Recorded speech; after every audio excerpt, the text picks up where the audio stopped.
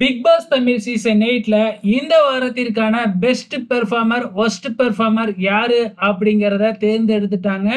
இதையும் நாளைக்கு தான் நமக்கு காமிப்பாங்க. இருந்தாலும் ரிசல்ட் இப்பவே தெரிஞ்சிருச்சு. ஸோ இத வந்து டாஸ்கின் அடிப்படையில தான் குடுத்துருக்காங்க அப்படிங்கிறது ரிசல்ட்ட பார்த்தாவே நல்லாவே தெரியுது. இப்ப ஃபர்ஸ்ட் பெஸ்ட் பெர்ஃபார்மர்ஸ் யாரு அப்படிங்கிறத பார்க்கலாம்.